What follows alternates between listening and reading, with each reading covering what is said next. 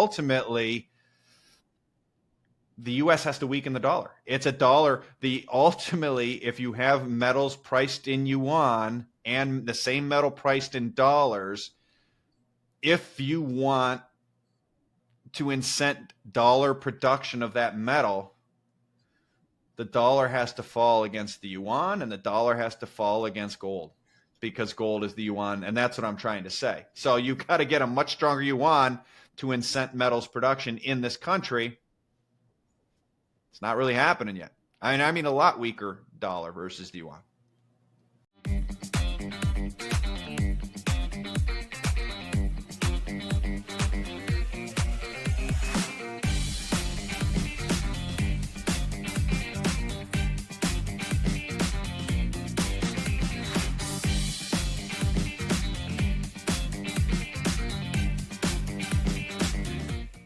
Welcome back to Metals and Miners. I'm your host, Gary Bohm. Today, we're diving deep into the dynamic world of macroeconomic trends and how they intersect and impact the markets. I'm thrilled to introduce Luke Gromen, the founder and president of Forest for the Trees, FFTT, a leading macroeconomic research firm. With over 2 decades of experience in finance, Luke is renowned for his unique ability to connect the dots across global economic trends, delivering actionable insights to institutional and sophisticated investors. Luke, it's an honor to have you back on Metals and Miners. Welcome to the show. Thanks for having me back on, Gary. It's great to be here. Wonderful. Okay, so Luke, investors, they're looking at the stock market that's more highly valued based on many metrics than any other time in history. Real estate's at all-time highs. Gold and Bitcoin is at all-time highs. The money supply is at all-time highs. The national debt deficit and debt servicing, all-time highs. President Trump wants to substantially lower interest rates. All the while, the cost of living is at all-time highs. What will those tuning in to our conversation today walk away with after listening to our discussion? I think ultimately a greater appreciation that the U.S. fiscal and debt situation is driving all of the aforementioned. Ultimately, if we start from a first principle that the United States cannot afford interest rates over X, I think X is 5% on a 10-year Treasury yield. Maybe it's a little higher, maybe it's a little lower, but if they cannot afford rates over X, given the debt load, given the deficit, then every time things get there, you're going to get some sort of rumblings, and then more dollar liquidity will be supplied by Fed and or Treasury, and it will drive cost of living higher, house prices higher, stocks higher, gold higher, Bitcoin higher, etc. And I think that's the path we're on, barring a few things could change, but I think those things are unlikely to change. But I think that's the key takeaway is ultimately, I think everything derives. So let's go into some micro stuff here. U.S. continuing jobless claims are at the highest level since November of 2021, and job growth has cooled significantly from 230,000 at the beginning of the year to an average of about 35,000 the past 3 months. What does this indicate to you about the labor market? Well, I think nominally, obviously, it suggests it's slowing, but I think a $64,000 question within that is, why is it slowing, right? So if we look at year-to-date employment receipts, they're up 6% year over year or 7% year over year. It's a decent number. And yet we see this slowing. And we see unemployment rates, for example, amongst, I think, ages 16 to 24 youth, I think just broke over 10%. I don't think there's been a period in time ever where you've had that happen without a recession. And yet here we are having it happen without a recession. And so, maybe the recession is just around the corner, but the receipt number would suggest that's not the case. Receipts should be falling. They should be negative if we were heading into a recession, and they're not. And so I think what we may be starting to see is early signs of AI cutting into entry-level jobs. And that is a really interesting dynamic, because if that's what it is, we're a little bit off the reservation in terms of policy and implications. Well, it's interesting that you say that because that's kind of a lead into the next question. Despite the labor market weakness, profitability is improving. Like you basically said, according to FactSet, 82% of S&P 500 companies, they exceeded second quarter 2025 earnings estimates. In revenue, they beat at 79%. In earnings growth, 10% year over year. Like you said, it suggests productivity gains without increased labor demand. So what are the implications here of this disconnect?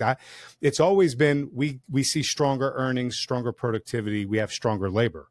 But now all of a sudden that paradigm seems to be shifting. Yeah, it's been shifting, I think, slowly but increasingly quickly over the last, call it 25 years.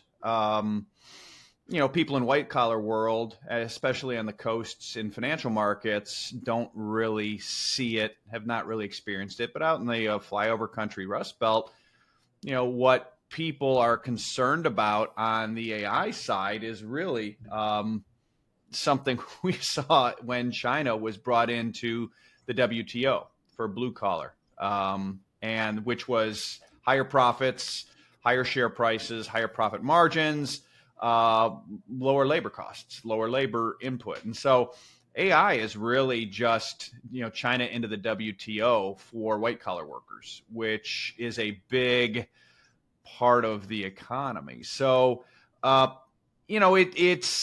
think that's a factor. The other thing too, within that, to sort of regarding the question, is it would be interesting to see too, in terms of the S&P earnings, what those numbers were at the start of the quarter, right? Second quarter, they definitely posted good numbers relative to expectations, but I just don't know if expectations came down over the course of the quarter with what Trump did, and sort of allowed them to step over a lower hurdle. That could be part of it as well. But ultimately, this broader trend of productivity, I think a lot of white collar service jobs over the next 2, 3, 5 years are going to go the way of union manufacturing jobs and B and C retail space, when Amazon really ramped up. So under that scenario, do we have a tax receipt issue? Do we have a mortgage payment issue? Do you see cascading problems during that time frame? Yeah, eventually. Look, in 1990, the biggest employer in the U.S. by industry was manufacturing by a wide margin. And in 2024, that's completely changed. 38 of 50 states, the biggest employer is now healthcare.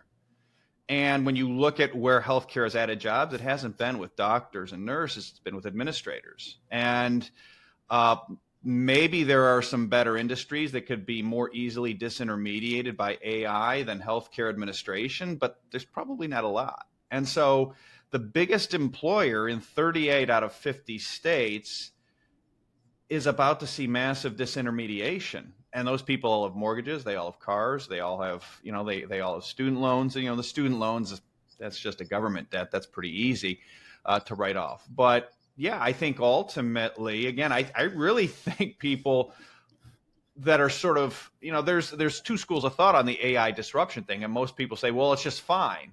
Well, yeah, in the long run, it's just fine. But, I think for a realist view, one should go to China going into the WTO and looking what happened to manufacturing roles and the U.S. manufacturing base and how that was papered over. And the way it was papered over, practically speaking, was, people that were making $30 an hour with full benefits at a manufacturer lost their jobs. The factory went away, and they became Walmart greeters for $12 an hour, no benefits, but they got it papered over by subprime loans, right? So now their consumption didn't fall because you could still buy the bass boat, you could still buy the truck with a subprime loan. As long as home prices kept rising, it all made sense.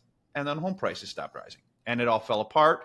And the long and short of it was China into the WTO ended up through that daisy chain on the Fed's balance sheet, going from $800 billion in 08 to $4.5 trillion by 2012 or 2013. And so, I think some version of that would happen again. You're going to see rising delinquencies. You're already seeing them in student loans. You're already seeing them in certain credit cards and certain other parts of consumer credit. I think it's going to get worse. And that's ultimately, is going to, I don't know how long it'll take us to get there. I think it'll be quicker than people think, but that's a key question. But ultimately, it pushes us back to the question: are U.S. policymakers going to let another banking crisis break out? And oh, by the way, for the last 15 years, U.S. policymakers have been pushing banks to buy treasury bonds as their reserve assets under Basel. And so as their loan losses rise, U.S. banking system owns about $4.1 trillion in mortgages and in treasuries and mortgage-backed securities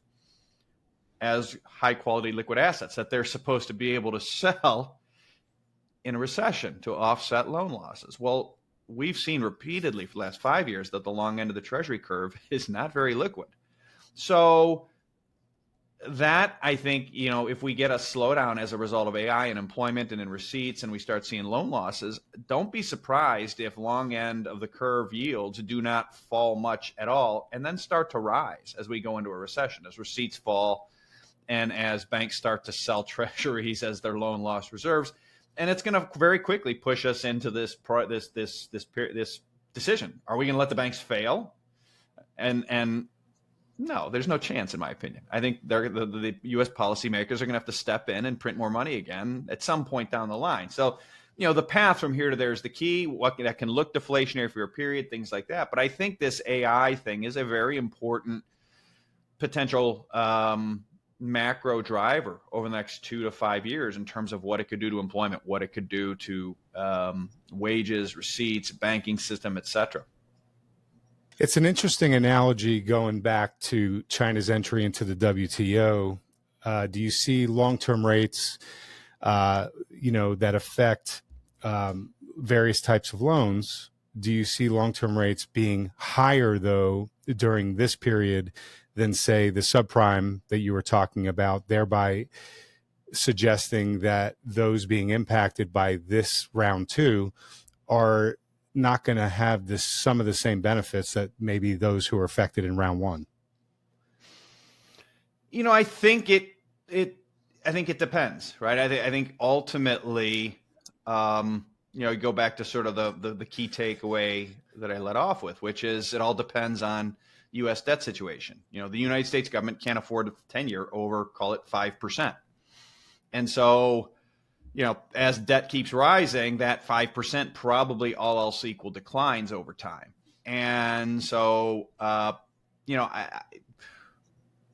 it depends on the level of crisis that they need or that they have in terms of justifying brute forcing rates down. Brute forcing rates down is some version of yield curve control, right? So, people say, well, in a recession, bonds are, going to go up a lot. And I say they might, but in my opinion, really the only way they're going to go up a lot is if, the Fed is pinning yields at, call it, 2.5% on the 10-year, like they did during World War II by printing money and buying them, in which case you're going to make some money on your bonds, but gold, stocks, Bitcoin, inflation, et cetera, you're going to lose money on your bonds on a real basis. And I think that's really, I don't have a great answer for where rates could go. I think rates are going to go where the government needs them to go to make the math work on their fiscal picture, and all else equal, that's, over time, further and further below the rate of inflation.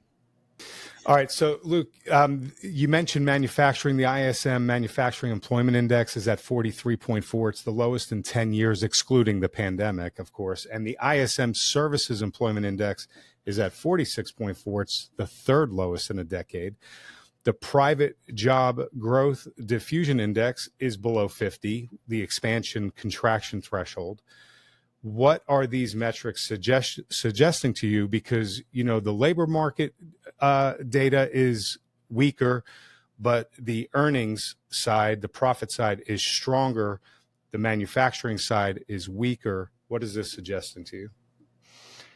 I think on the manufacturing side, for manufacturing in particular, something we've been harping on for some time is that when you go back to the renaissance of U.S. shale since roughly 2013, 2014, one of the key marginal drivers, if not the key marginal driver to U.S. manufacturing output across the index is shale. And the key output to shale is oil price. And the Trump administration has come in and said, we want lower oil prices. And we've been saying all year, like, okay, you understand you're going to put a bullet in shale and you're going to put a bullet in the US ISM. And that's exactly what's happened. So, the view of the Trump administration, and particularly Scott Bessent, has been, well, it'll be okay because if oil goes down a lot, yields will go down a lot, and the 10-year will be fine. And the reality is that oil's gone down a bit. The ISM is now recessionary. ISM manufacturing employment is recessionary, and the 10-year yield really hasn't moved. In fact, even though he shifted issuance significantly out of 2Q into 3Q, 10-year yields rose. It's a very, very disconcerting sign, particularly given the ISM doing what it did in response to oil and what historically 10-year yields have done in response to a recessionary ISM. So I think it is problematic on that front. Services, kind of the same thing. I suspect there's some tariff stuff related to that. In terms of the profit side, it makes sense. Ultimately, it's sort of this productivity deal, price increases, that you can justify.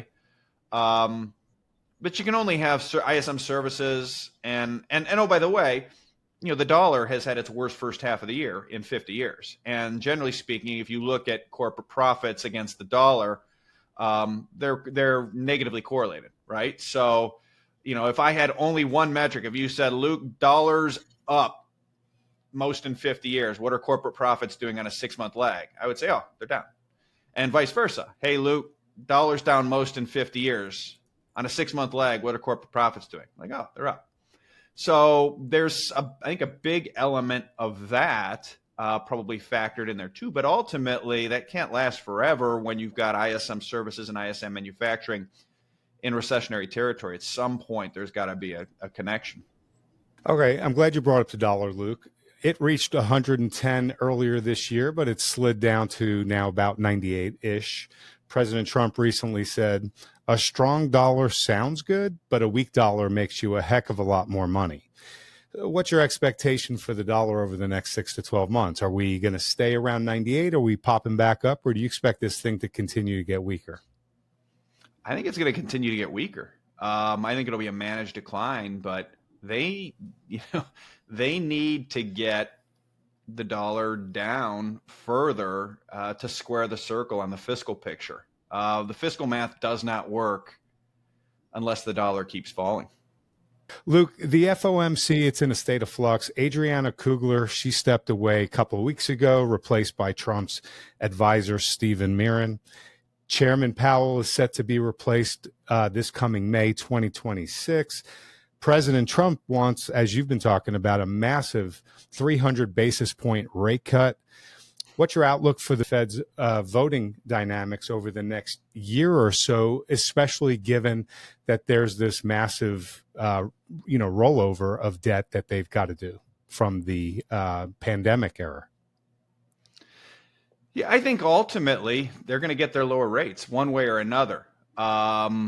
Whether the Fed does it, whether they've got to push Powell out of the way, whether Myron, sort of has a greater say in that, whether Waller replaces him or is acting as a shadow Fed. I don't know whether, stable coins have some role in this as a way of zeroing out, getting a way to back stable coins with special stable coin low yielding bills to basically take the short end of the curve away from the Fed. There's a lot of sort of ways to do it, but it goes back to the U.S. government needs it. Ultimately, they have a fiscal problem, and they're in sort of a sweet spot right now where things are the year-to-date deficit is slowing with the benefit of the tariffs, and those are front-loaded. But you're seeing employment slow, as we noted. You're seeing ISM and both services and manufacturing recessionary. If they don't restructure the debt, essentially, if they don't cut rates, despite what are still, the economy right now, 6-7% receipt growth tells you that, employment for the moment is still pretty good. They're going to have a fiscal problem. And when I say fiscal problem, in July, U.S. true interest expense, the entitlements, the interest, Veterans Affairs, there was 132% of receipts. It was a really good number in June, but year to date, even with the tariffs, it's still 95% of receipts, fiscal year to date, which ends in September. So despite the biggest decline in the dollar in 50 years in the first half, true interest expense is still running at 95% of receipts. And critically, those true interest expense, I said receipts are okay. They're running 6-7%. Interest expense is running up 10%. Social Security is running up 8%. Health Human Services running up 6 to 7. Veterans Affairs running up 12. The true interest expense is running faster than the receipt growth is, than employment growth is. And it's already near 100% of receipts. And when you're over 100% of receipts, it's a very simple conversation. Default or print. That's it. You can only do one of the two. You either got to cut something or you got to print the money. And, the thing they're trying to get the Fed to cut is rates. If they cut rates dramatically at the front end, that's going to create a lot of room. You can get, you can probably get a significant way to Bessent's hoped for 3% of 3% of GDP deficit just by cutting rates back to close to zero. But again, that's going to be weaker dollar. That's going to be higher inflation. That's going to be higher stock market. That's going to be higher nominal growth. That's what's in the cake at this point. So you've talked about this, this inevitability. Are we talking within 12 months? Are we talking by the end of Trump's term? Are we talking, longer than that for a print like this? What's your expectation? I think it's before the end of his term, if for no other reason than, I'm watching what's happened to the UK bond market, the Japanese bond market. These are the United States' two biggest foreign creditors. They are in the 10-year, 20-year, or 10-year, 30-year yields are printing 20-plus year highs. I think ultimately it's only a matter of time, and if you don't get if you don't do this, it's only a matter of time till you're printing true interest expense above receipts, and that's a very slippery slope, particularly with UK and Japanese yields doing what they're doing. So I could see some form of brief bond market driven disruption, sort of like we had in around Liberation Day, and then there will be whether we call it taco or we call it rate cuts or we call it BTFP or whether we call it Treasury buybacks, shifting more to the long end, which Bessent just did. There's a whole bunch of different ways that either one, I don't know that it'll be QE until it has to be again, but it, sort of the big, there's a lot of little ways they can add up to generate liquidity. There's a couple of big ways, but I think ultimately that's the math suggests it's I think easily before the end of Trump's term. Okay, let's shift over to gold here. I know you've gotten this question or this type of question a lot over the last probably 18 months, but let me put it to you this way. The Federal Reserve recently published an article on gold revaluation. I'm sure you saw it, stating that gold reserves can be revalued at market prices to generate revenues. Scott Bessent, the new Treasury Secretary, he talked about monetizing America's balance sheet when he first took the job. Everyone who's been paying attention knows this. But, is a gold revaluation becoming more likely with the Federal Reserve's publishing of this article?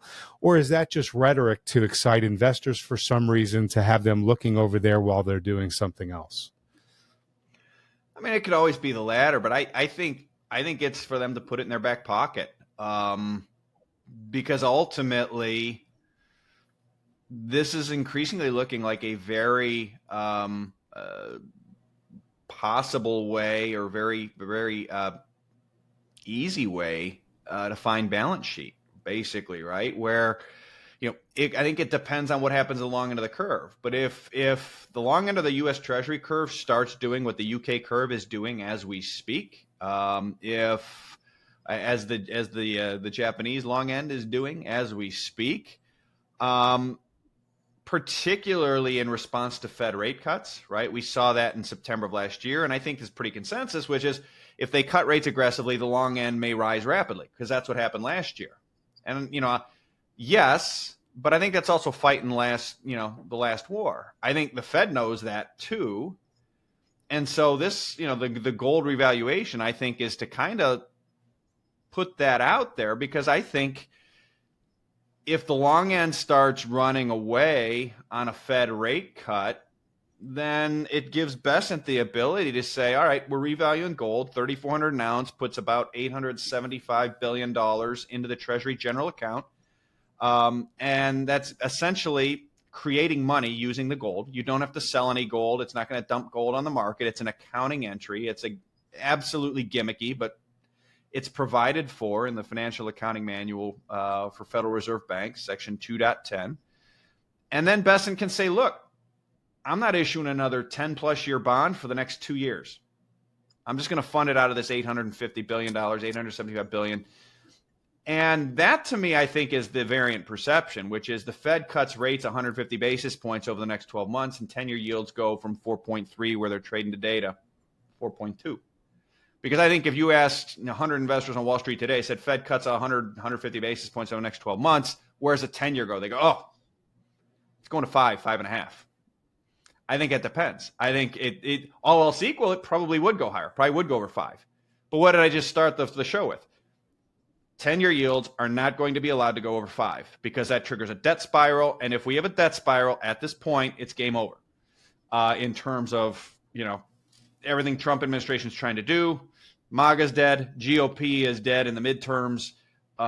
It doesn't work. You go into the, higher rates, lower receipts, higher rates, lower receipts. That's not going to be allowed to happen. And so if push comes to shove, they cut rates to get the lower end down, try to stuff more T-bills into stable coins, et cetera, and stimulate the economy, reduce the deficit. Long end starts running away from them. I would fully expect Besant to do that. People keep saying, well, he said he's not going to use the gold. He didn't say that.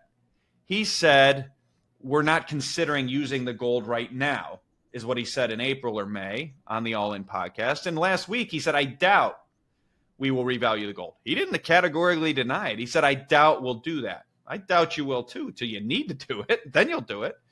So I think the revaluation piece is, I think ultimately I wouldn't, it said he still meets weekly with Besant or biweekly with Besant, right? So, my guess is, gun to my head, 2 months ago, he sat down with Powell and said, look, push comes to shove. We might have to do this. Have your guys run the numbers. Have your guys look at the historical experience. Yeah, so I think ultimately that what might have happened is Besant's been meeting with Powell periodically and may have just said a couple of months ago, look, if push comes to shove, this is a source of balance sheet. We don't want to use it, but we might need to, so why don't you have your guys look into it? So that's what I think the revaluation white paper is more likely versus just, putting some economists on something to distract the public.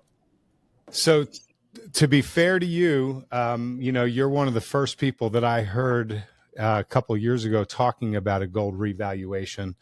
And so now to see the Fed publishing a paper on it and, us possibly getting closer, kudos to you for that. I do want to say, it seems like it would be paltry for them to revalue at the current prices, especially considering the situation. They might be back into the situation fairly quickly. And so it almost seems like they would want either the market to push gold up to a higher number, or they would force it up to a higher number. Say I'm being arbitrary here, but $10,000 or $15,000 an ounce, where they could then get 3 to 4 times the benefit up front, which would give them a lot more breathing room, and they wouldn't have to do this again anytime soon. What's your thoughts on that? It makes more sense to me too. And then you get into questions, okay, well, how would they do that? And in theory, they could just bid gold up if they wanted to, right? It's literally in the Exchange Stabilization Fund papers, that the Treasury Secretary with approval of the President can buy gold. That would only show up, I guess, on a lag in congressional reporting. So it would, in theory, show up. But that's one way you could do it. I think another really interesting way to do it would be put a 39% tariff on gold. That would drive gold prices up 39% relatively quickly. And that's just on a straight math number. If you actually did that and created a short squeeze in the global levered gold market by tariffing gold, you might be able to get a lot more bang for your buck and then do it. And obviously, I say that a bit tongue in cheek, given Trump's, threat and then non-threat to tariff gold. Was that a mistake on his part? Was that a signal on his part? Was that a test of it? I don't know. I don't know. But that would certainly, look, if a 39% tariff on gold probably goes to 4,500 over, a relatively short period of time, then you can revalue the gold and put the proceeds, that gets you closer to $1.2 trillion, right? So, I think that's all speculative, but I think all else equal, they'd rather have a bigger number there when they do it. And I think they'd rather have the market establish that number than push it there themselves. But I think there's ways they could surreptitiously push it there themselves too. Yeah, and they can definitely manipulate the market to get it higher. There's many ways for them to do that. But you talk about these tariffs. You had just posted last week, I believe, on X, why can't or won't the U.S. tariff gold, a useless pet rock in many U.S. investors' eyes, when the U.S. is sanctioning or tariffing oil and lots of other more useful goods? So the real question is Luke, why is gold exempt from tariffs, and what does this imply about its role in the markets? I think it's telling you it's money, right? I think it's capital. And I think it tells us also that there are rules or boundaries that didn't want to be overstepped, that even overshadow the mighty U.S. and the mighty Donald Trump. And so, and it might be as simple as they didn't want to do it yet. They, hey, let's test it. We think it'll drive prices up. Let's threaten it and watch how the market trades. They threatened it. They could see how the market traded. Okay, good. We got that. We've got that in our back pocket. I think that's entirely possible. But yeah, it is. They sanctioned and tariffed an island full of penguins, right? Actually, I do too. 4 months ago. Why didn't they do this? That's what I think's going on. Well, that's an interesting point you raised, because if you know that you could tariff it, say 39%, as you said earlier, and you can get the market to push it up to 4,500, 5,000, or another number, and then slap this tariff on top of it after that, now you might be at a number you want to be at. Yeah. No, I think that's right. And it's an interesting test on, I think, of whether that would work in the real world, right? It's interesting they did that on a Friday afternoon. Yeah, I would agree. All right. That's okay. right. So gold's up 29-ish%, Bitcoin's up 25-ish%. They're the top performing major assets in 2025. And that's a first for these two assets, that they are 1 and 2. What does that signify to you? And are you expecting this to be a trend where, okay, this isn't just, a 2025 thing or a first half 2020. This is actually a trend, and this is going to go on for a significant period of time? I do think it's a start of a trend, simply because if we listen to what the substance of the message is from Trump, Bessent, Myron, Vance, etc., they're telling you the post-71 structure of the dollar's reserve status and the flows, the economic flows that represented, they're over. They're not in our interest anymore. The old, we're going to send you our factories and our jobs, you're going to send us stuff, we're going to send you dollars, and you're going to bid up our treasuries and our mortgage backs and our stocks. That's not working for us anymore. Even if you hear what Bessent said to Kudlow last week, where these other countries are going to build our factories for us. They're going to build a sovereign wealth fund for us. Building our factories, that's an entirely different animal. And that implies you need sort of a neutral reserve asset, right? That is suddenly, we're going to run trade. There's going to be some level of imbalances. Those imbalances are not all going into factories. And particularly in a world where we're sanctioning still lots of stuff, it's going to push the nations to reserve a neutral reserve asset, when there is inevitably some sort of surplus that still exists when you sort of net things out. And we're telling the world we don't want that to be treasury bonds anymore. We don't want that to be financial assets anymore. We want that to be hard assets, and we want to weaken the dollar. Well, it can only be gold or Bitcoin. And I think, gold is the incumbent, and where the liquidity, certainly bigger liquidity with whatever it is, 22 trillion market cap or something right now. But I think on the margin, particularly vis-a-vis stable coins and the tie to T-bills, I think the U.S. is on some way standing up Bitcoin, or a higher price of Bitcoin should drag stable coin volumes or market cap higher, and that drives T-bill demand higher. And so suddenly it's also in the United States' interest to have a higher price of Bitcoin over time. And so I think both of them, I think it's the start of a new trend. Now, if we get a new administration and, we go back to, hey, we're going to offshore, the U.S. defense industrial base, and we're going to rely on China to make all of our weapons for us, and it's all going to get recycled into treasuries and stocks, well, then that'll force a change. But I don't think that's going to happen until the next election, the next presidential election at the earliest. So, the picture you just painted is making me think, all right, the previous trend lasted 25, 30 years. You get China in there, they build stuff, recycle everything into the treasuries. That lasted 25, 30 years.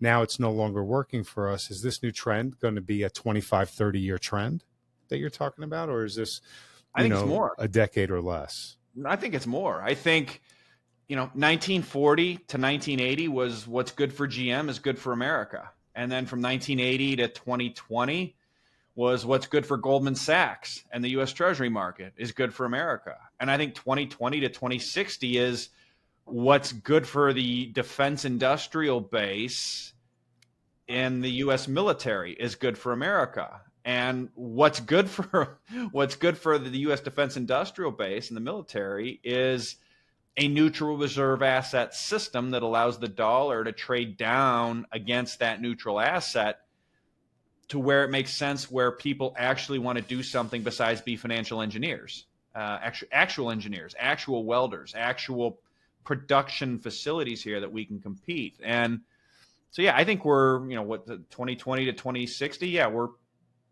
probably, and you probably could argue it was 2022, with the sanction of Russian FX reserves, that really kicked into gear. So we're maybe 2-3 years into a 60-year trend, in my opinion.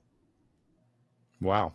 So, people who invested, 40 years ago into treasuries through 2022 did very, very well. So people who invest from 2022 onward in gold and or Bitcoin, you're suggesting will do very, very well correspondingly. I'm sorry, could you say a question again? Sure. Just taking into account the timelines that you just gave, 40 to 60 years, the previous trend of 40-ish years with the treasuries, those who invested in 1980 in treasuries through 2022, they did very, very well in treasuries. And so is the implication that, those who invest in gold in 2022 or close to for the next 40 to 60 years are going to do very, very well in gold and or Bitcoin? And I think it is more than even just the price performance of treasuries over the last 40 years, which have been great. I think the better metric is take a look at the amount of U.S. federal debt that has grown from 1980 to present. That's really the metric of your, we stopped recycling into gold. We started recycling into treasuries and U.S. financial assets, and that's ending.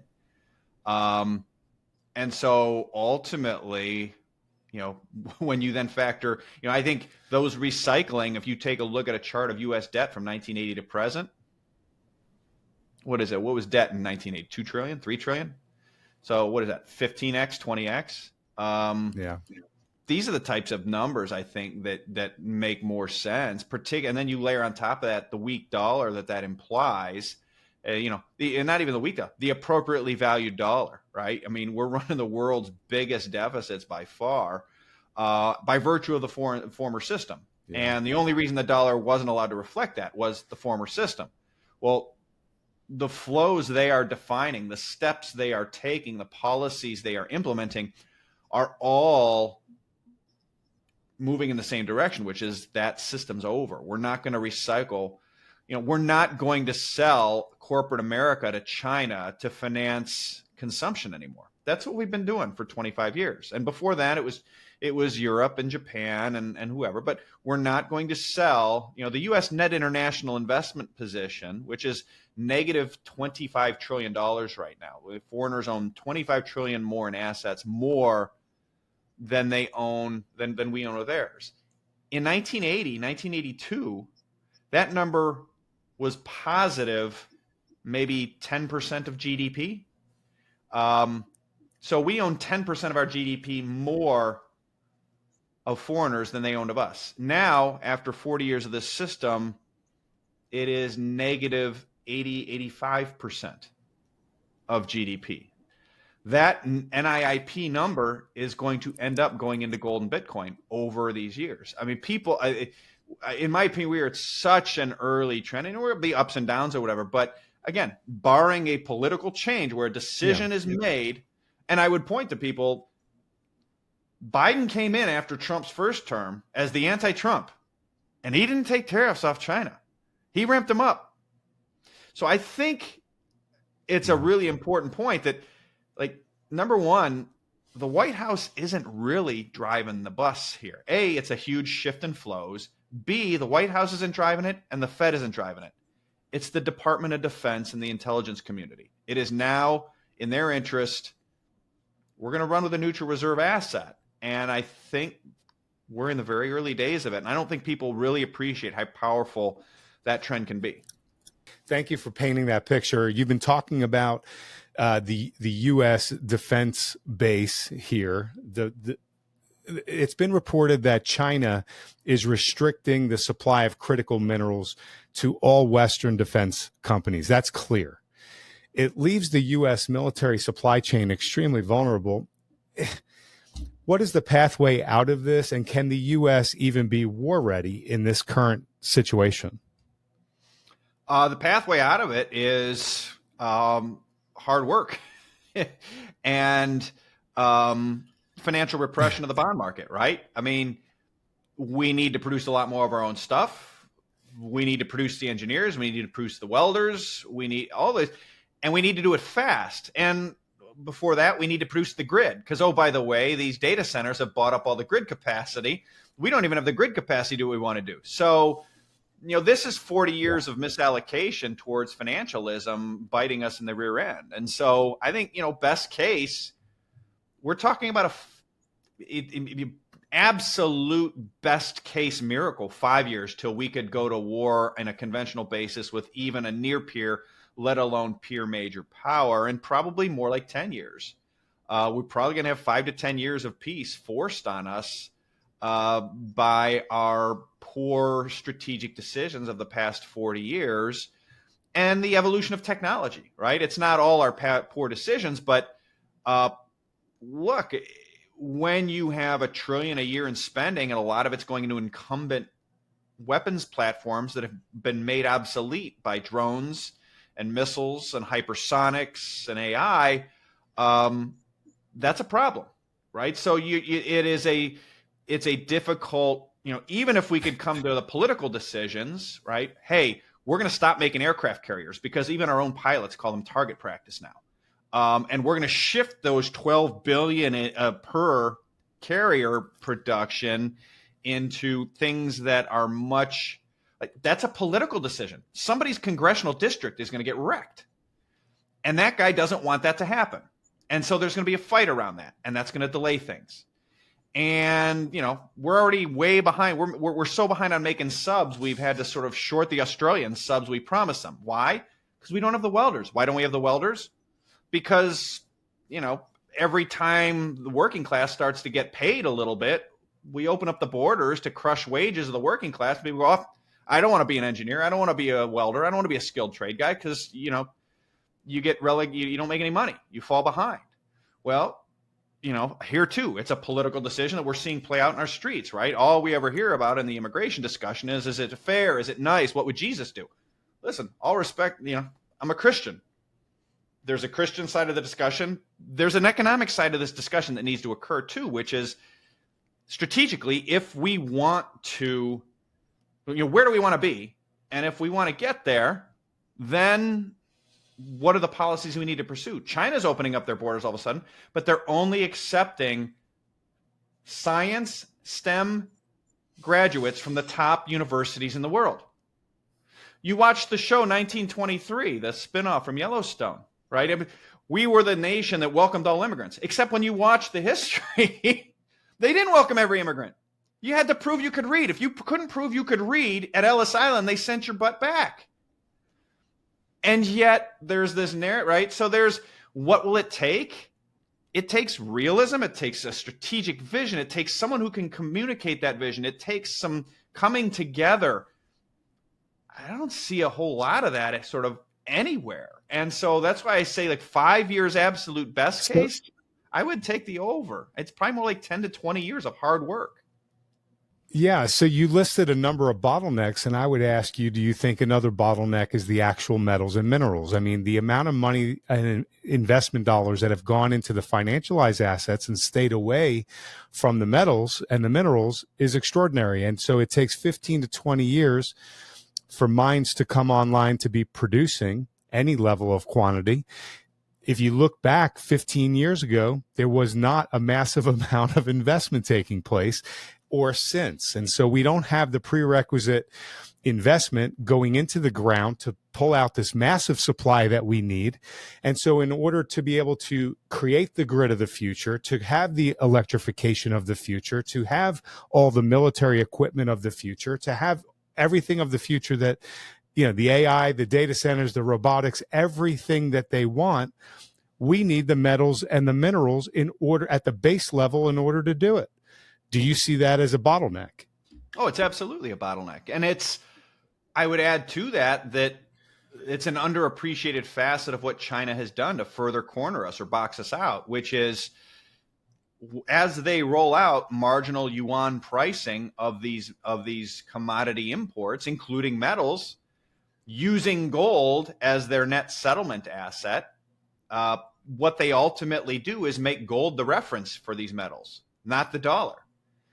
And what that means in plain English is they make these metals way too expensive, way too cheap in dollar terms to make it make sense, because the dollar is way too cheap against gold. And so the United States, if you've got, the law of one price states that the same commodity can't trade at two different prices in two different currencies, adjusting for the exchange rate, right? And so the Chinese are brilliant. They go, okay, we have yuan priced, fill in the blank metal, and we have dollar fill in the blank metal. And the dollar yuan cross rate is X, and at the dollar yuan cross rate, like it doesn't make any sense. But if you are talking about when China uses gold to net settle this,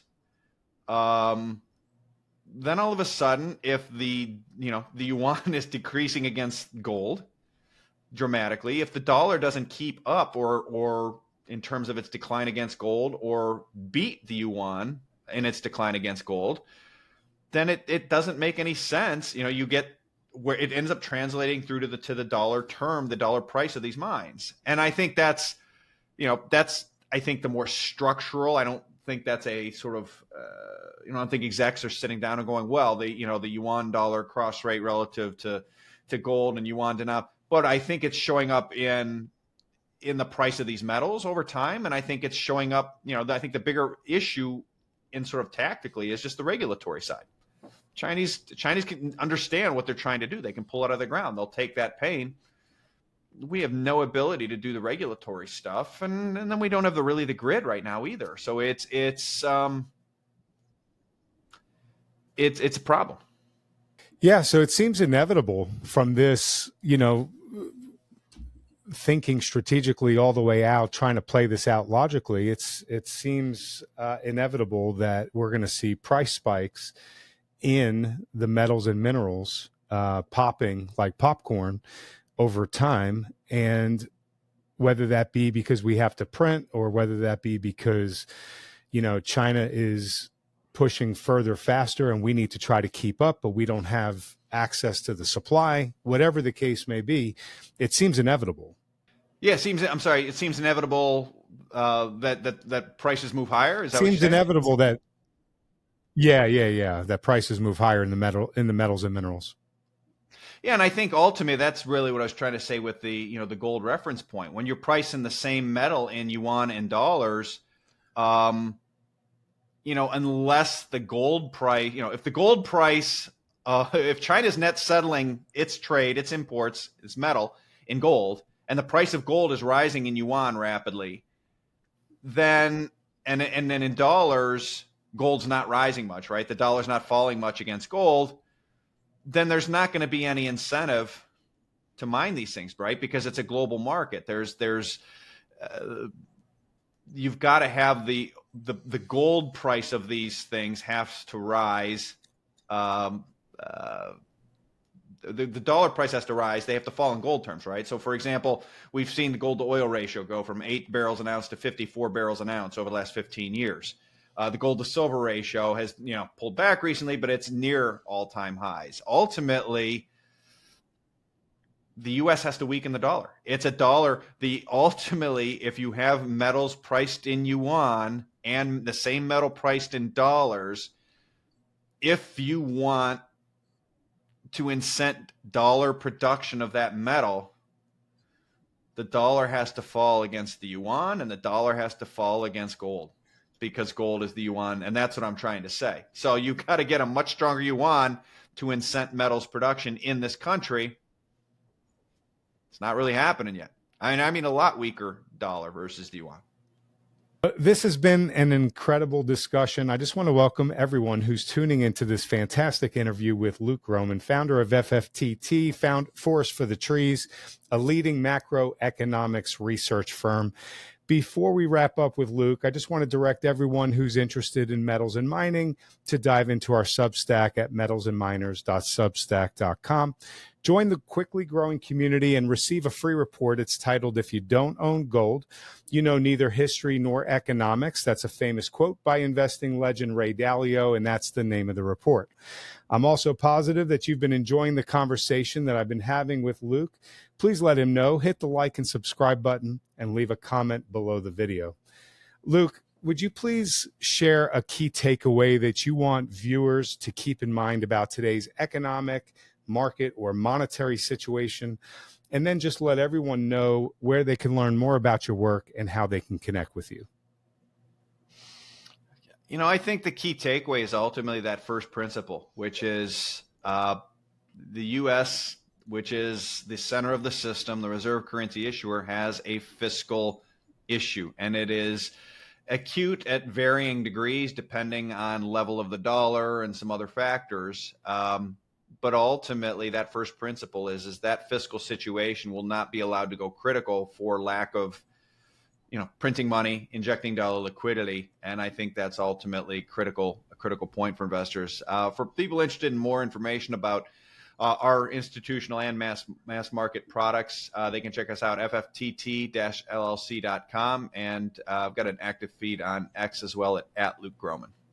I will have all that information up there. I'm sure most of the people tuning in have either, watched you and followed you on X or have seen some of your videos, but I will have links to all of that in the description area so everybody could, click through and go check you out or follow you or subscribe, which I think everybody should do. Luke, it's been wonderful to spend the time with you. Thank you for being so generous with your time, your analysis, and ideas. I really appreciate it. I look forward to having you back on sometime soon. And everybody else, thank you for watching. Thanks for having me on. It's great being here.